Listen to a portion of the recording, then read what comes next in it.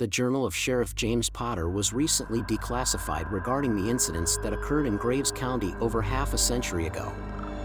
The following is an account of what happened. It was a scorching July in 1952 when I witnessed the most horrific thing in my life. A farmer and his wife were slaughtered by some unholy abominations that came out of chicken eggs.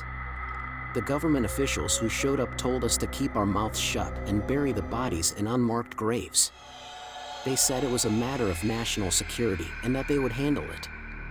I was one of the sheriffs who had to do the dirty work. My name is Jim Potter and I've been serving the law in this county for over a decade. I knew the farmer and his wife. They were good folks, hardworking and honest. They didn't deserve to die like that. And they certainly didn't deserve to be forgotten. I kept this journal of what happened after that day. I felt like I had to record the truth, even if no one would ever read it. Maybe it was my way of coping with the guilt and the fear. Maybe it was my way of defying those bastards who tried to cover it up. One day, I hope to have the courage to speak up, but until then, this is my record of what happened in the summer of '52. August 2nd, 1952. I've been having nightmares of that day. The blood, the screams, the smell. Those things, those monsters. I wish I had never read that man's journal and seen their bodies. I wake up in cold sweats some nights. My wife tries to comfort me, but she knows I can't divulge what happened or why it's chilled my heart and soul. They told us to keep quiet and not to investigate further. They said they would take care of everything and that we should forget about it. But I can't forget. I can't let it go. If what was in the farmer's journal was true, then there are more of those things out there. And we need to stop them before they kill again. August 9th, 1952. I drove by the farm today and saw something suspicious. There was a man on the side of the road selling chicken feed. He had a truck full of bags with a logo that said Martin's Feed and Supplies. It was the same feed that the farmer bought before he died. I'm sure of it. When he saw me pulling up, he dropped the bag he was holding and sped away in his truck. He looked scared and guilty. I reckon he knew what he was selling was dangerous. I got out of my car and picked up the bag he dropped. It had a label that said warning, experimental product. Do not use. I put the bag in the back of my car and drove away. August 15th, 1952. We've been getting reports of strange things happening around the county. Farmers are claiming to see figures moving in their fields at night, eating their crops. No one's had a clear look at them, but they say they're big and fast and make strange noises. Some people think it's just animals, maybe coyotes or raccoons. But I have a bad feeling about this. It reminds me too much of what happened at that farm. Could it be those creatures? Could they have escaped or spread somehow? My partner and I decided to investigate this further. We're going to patrol the area at night and see if we can catch one of them. August 30th, 1952. We've found evidence of something terrible happening in our county. Several farms have been attacked by an unknown predator, leaving behind mutilated livestock and bloodstains. One farmer reported his son missing after he went out to check on his animals. We think it's those creatures from the farm. They must have multiplied and spread across the land, hunting for food and prey. They're getting bolder and more aggressive, attacking not only animals but also people. We can't let this go on any longer. We have to stop them before they kill more innocent lives.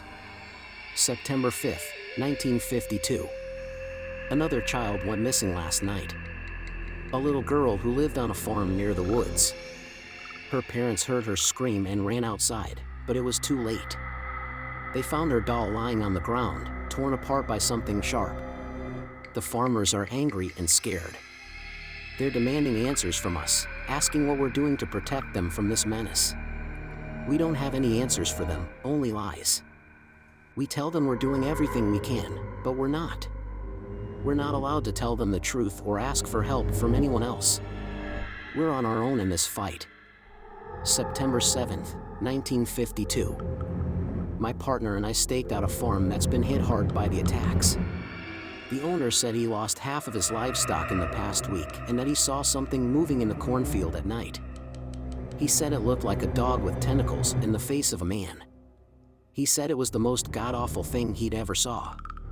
We waited until dark and then drove to the farm. We parked our car near the barn and walked towards the cornfield, carrying our shotguns. We hoped to catch one of those things and bring it back for evidence. We didn't have to wait long. As soon as we entered the field, we heard a rustle behind us. We turned around and saw it. It was just like the farmer described it, a twisted hybrid of animal and human, with a mouth full of fangs and eyes that glowed red like the devil itself. It lunged at us, snarling and hissing. We fired our guns, hitting it in the chest and head. It fell to the ground, twitching and bleeding. We wrapped it up in a tarp and dragged it to our car. We drove to the coroner's office and dropped off the body. We told him to examine it and give us a report as soon as possible. We wanted to know what we were dealing with. September 6, 1952. We got a visit from the same government officials who had told us to bury the farmer and his wife. They looked angry and nervous. They said they heard about our little stunt last night and that we were in big trouble. They took the body from the coroner's office and told us to forget about it. They said they would handle it from now on and that we should stay out of their way. If we ever talked about this to anyone, they would make sure we regretted it. They left without giving us any explanation or apology and acted like they owned us, like we were their puppets. They didn't care about us or the people we were trying to protect. They only cared about their secrets. I don't trust them. I don't think they're going to stop those creatures. I think they're going to make more of them. September 9th, 1952. The chicken feed's gone. Someone broke into my car last night and stole it. I don't know who did it or why, but I have a bad feeling about it. If that feed gets out, if someone uses it on their chickens, then we're doomed. More of those creatures will be born, more people will die. September 10th, 1952. Someone's banging hard on my front door. I fear this will be my last entry. God forgive me for the job I've left incomplete.